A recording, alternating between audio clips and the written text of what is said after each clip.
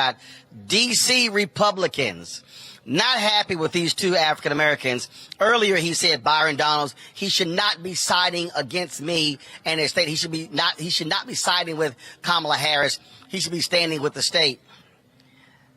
That tells you how they feel about them black folk over there. Yeah, he's trying to keep the Negroes in line. But here's the thing, man. I know you said that they rediscovered their blackness or something like that. It's only when it's convenient.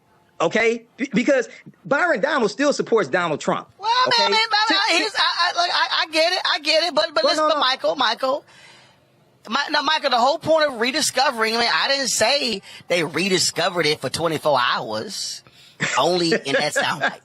Well, hold on. Let me finish. So if you look at this, all right, Byron Donalds still supports Donald Trump. Senator Tim Scott still believes racism doesn't exist. Now, they admit that slavery was wrong, okay? What? They have nowhere else to go. Of course, they're going to have to admit slavery was wrong. Senator Tim Scott is still against the black farmers getting any type of restitution. Senator Tim Scott is still against Michael, I know what they're against. I just want to speak to what they said and how DeSantis was responding. I know all the other stuff, right? Okay, but I want to stay on topic. Speak to what they said and how DeSantis is responding. Yeah, but what they say, we also have to connect to what they do. So yes, so yeah, they spoke out when it's convenient, okay, to stand up and say slavery wasn't a positive.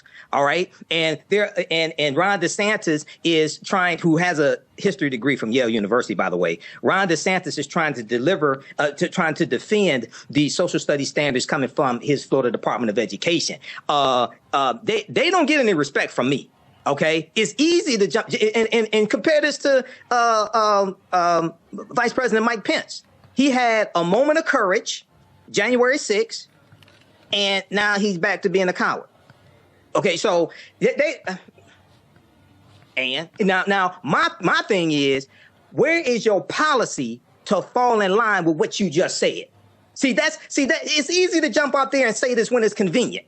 And the majority of America knows that is wrong to try to position slavery as somehow it benefited African Americans, even though, like I said last week, there are some instances where you had African Americans who gained skilled trades and were able to use them. Kofi, who was Paul Cuffey's father, was one of them, and his father gained his freedom. OK, but no, they don't get any respect from me.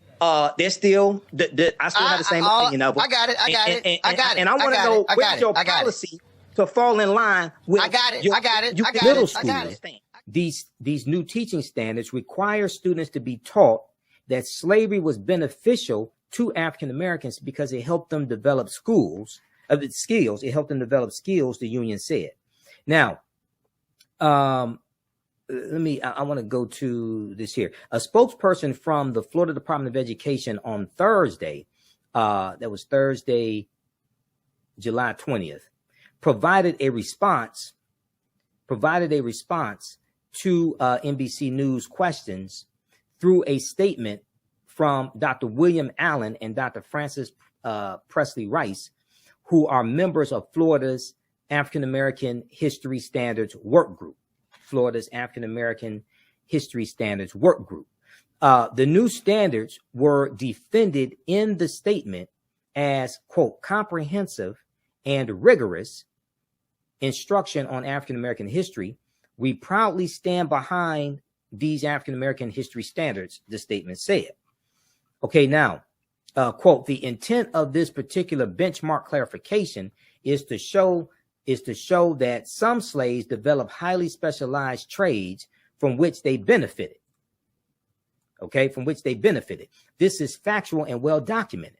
Okay, so then the statement released by these two, okay, who are on the who are members of Florida's African American History Standards Work Group, and it's a statement released by a spokesperson from Florida's Department of Education. It then goes on to list 16 African Americans who they claim benefited from skills they learned during slavery. The statement continued. Some examples include blacksmiths like Ned Cobb, Henry Blair, Lewis Latimer, and John Henry. Okay, shoemakers like James Fortin, Paul Cuffey, and Betty Washington Lewis, fishing and shipping industry workers like Jupiter Heyman, John Chavis, William Whipper and Crispus Attucks, tailors like Elizabeth Keckley, James Thomas, and Marietta Carter, and teachers like Betty Stockton and Booker T. Washington. End quote. It's disappointing that some detractors would devalue the research from the work group and reduce it to, quote, a few isolated expressions without context, end quote, the statement said. All right.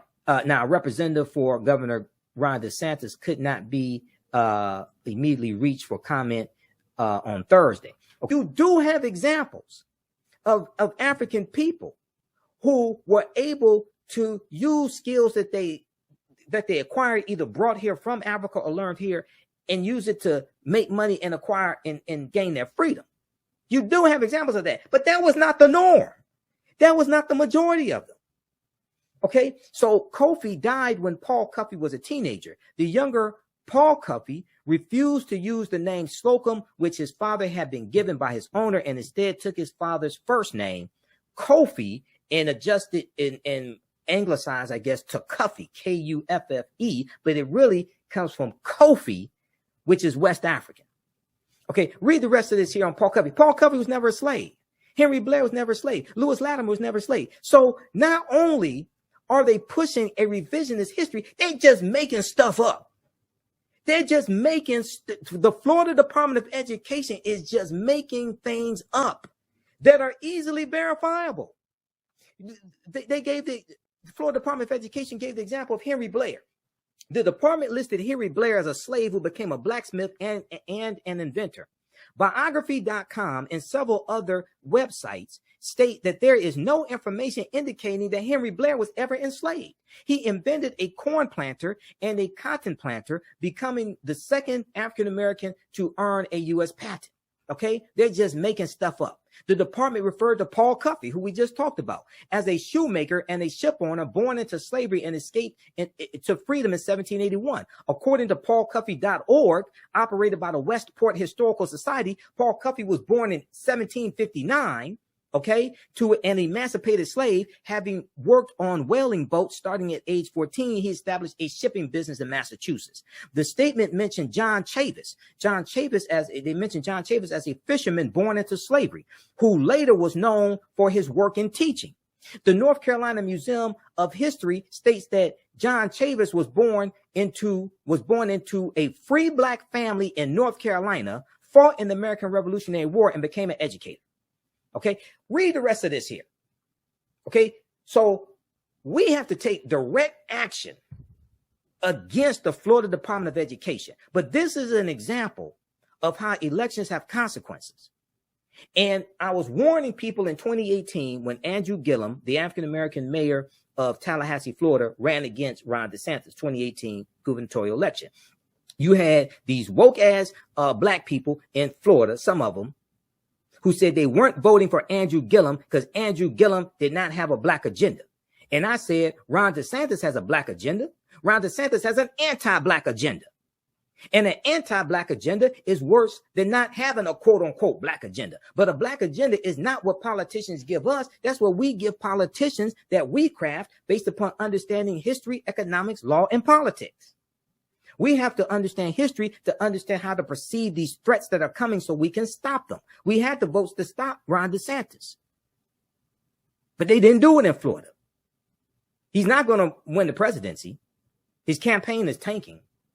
But this is the type of damage that white supremacists can do in a state. This is the type of damage white supremacists can do in a country. Okay? All right, look.